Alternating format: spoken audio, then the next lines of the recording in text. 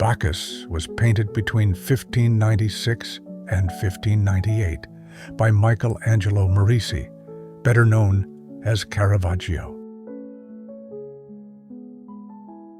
Today, it is housed in the Uffizi Gallery in Florence.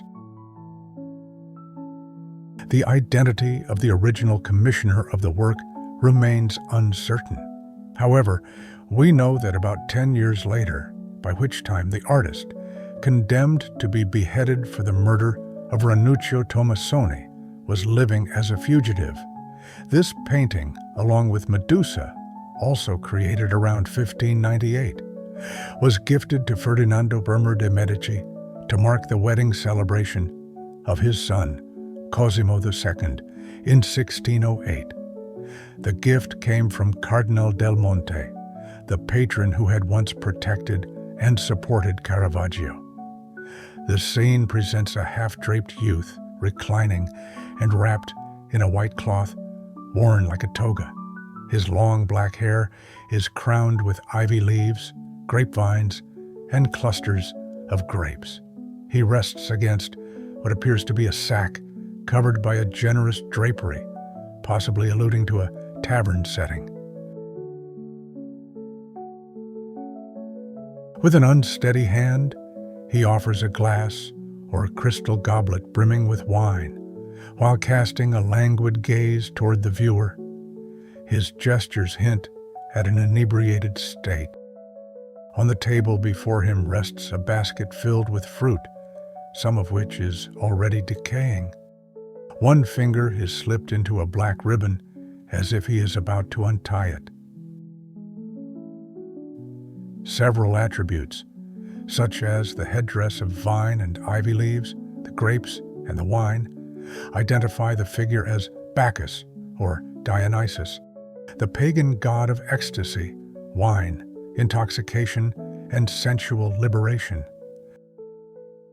Some scholars suggest that the model may have been Caravaggio himself, and that he used a system of mirrors to paint the work, an idea supported by the fact that Bacchus offers the cup with his left hand. Then he attempted to stand on his own and painted a few small works of himself seen in a mirror. The first was a Bacchus with various bunches of grapes, executed with great care. Others instead detect a resemblance to Mario Minetti, a close friend of the artist. Inside the carafe of wine, a male figure is faintly reflected, believed by researchers to be a self-portrait of Caravaggio himself. What might seem a straightforward portrayal of the god of wine, in fact, conceals a web of layered meanings. Some scholars interpret the image through a Christian lens. Others see Platonic or alchemical symbolism. Art historian Maurizio Calvesi argued that Dionysus symbolizes Christ due to their shared narratives of death and resurrection. He also links the Eucharistic mystery to the wine sacred to Dionysus and sees the white drapery as an allusion to the shroud of the resurrected Christ.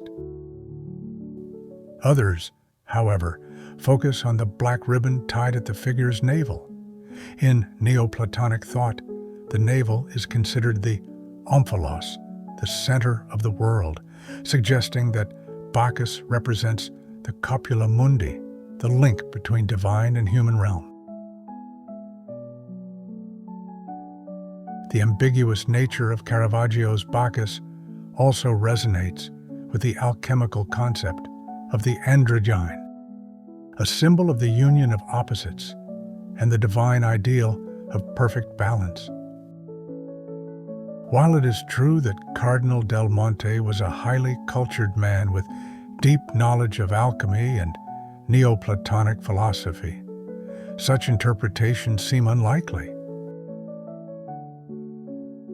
We have no evidence that the painting was commissioned by the cardinal. It may well have been a personal creation of the artist, later admired and purchased by his wealthy patron, who, from 1597 onward, commissioned or facilitated several major works.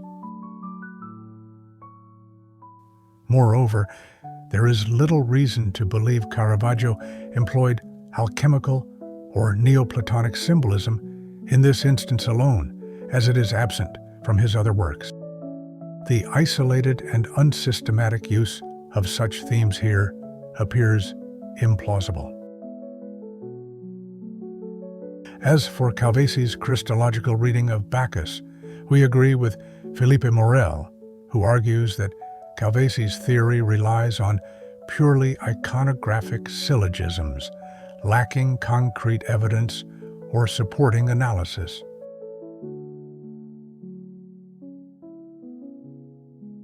According to the French scholar, one cannot offer a priori interpretations of a Bacchus-Christ connection without first considering the historical and cultural context in which the painting was created.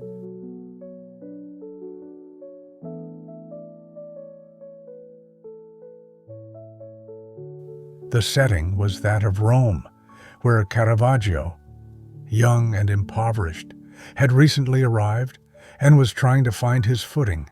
In 1594, he was hosted by Monsignor Pandolfo Pucci of Recanati, during which time he painted devotional works and portraits. Between 1595 and 1596, he became acquainted with the painter Lorenzo Carli of Messina, who owned a workshop on Via della Scrofa, where Caravaggio both lived and worked.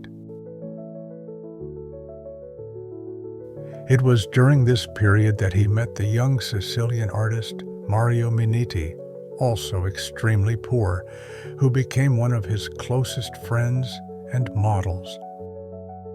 Later, Caravaggio spent several months working in the studio of the Cavaliere d'Arpino, one of the leading exponents of late Mannerism.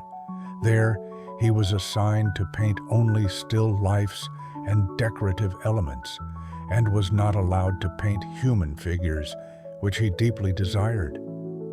Thus, Michel, driven by necessity, went to serve Cavaliere Giuseppe d'Arpino, who set him to paint flowers and fruit. He practiced these things unwillingly, grieving at being kept from figures. By analyzing the elements in the scene, we uncover a rich symbolic structure. Ivy has always been associated with Dionysus and serves as one of his symbols.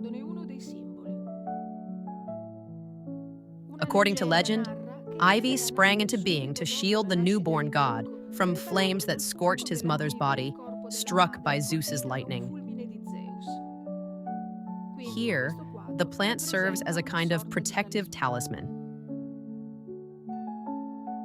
The clusters of white and red grapes in classical culture evoke the Dionysian cult and the wild dances of the Bacchantes. Grapes symbolize health, physical and sexual vigor, pleasure, and revelry.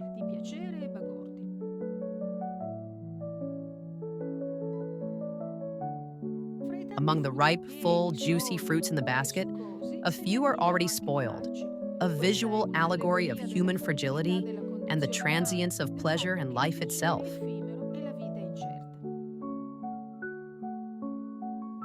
Pears suggest sensual sweetness, as do figs, which also symbolize lust.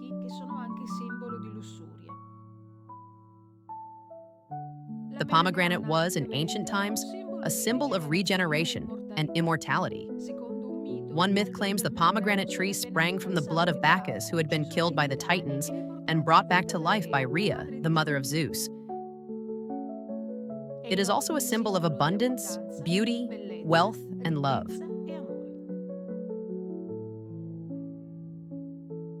While a basket of fruit typically symbolizes the fleeting nature of earthly things, its grapes, apples, pears, figs, and pomegranates often overripe and ready to decay. This case reveals an ambivalence. The fruit can also be read as a cornucopia, an ancient emblem of abundance, prosperity, benevolent fortune, and delight.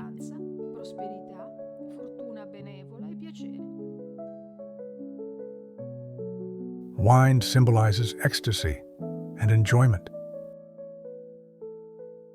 Bacchus is a divinity of multiform nature, both male and female, animal and divine, tragic and comic.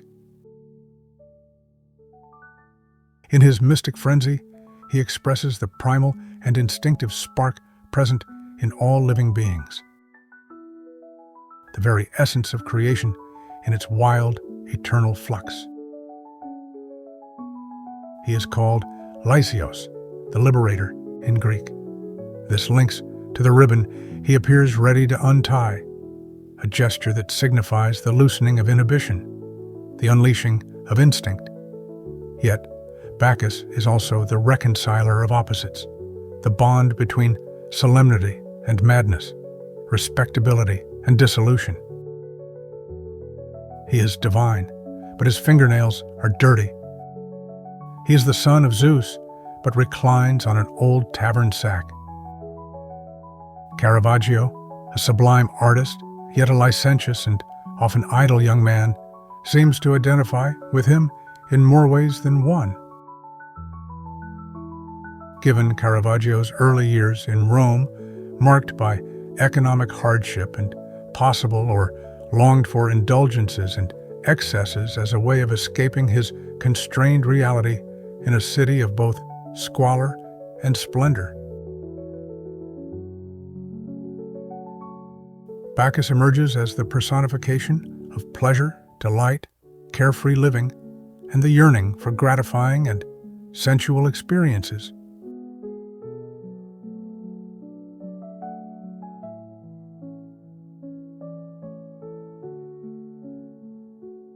Caravaggio was young and eager to enjoy life, yet life had already shown him how fleeting pleasure can be, leaving behind only dissolution.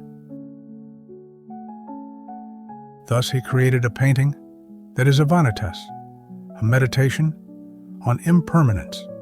But paradoxically, rather than urging restraint, it seems to encourage the viewer to savor life, because youth is short, strength fades, beauty vanishes, and death, as symbolized by the black ribbon, is always lurking.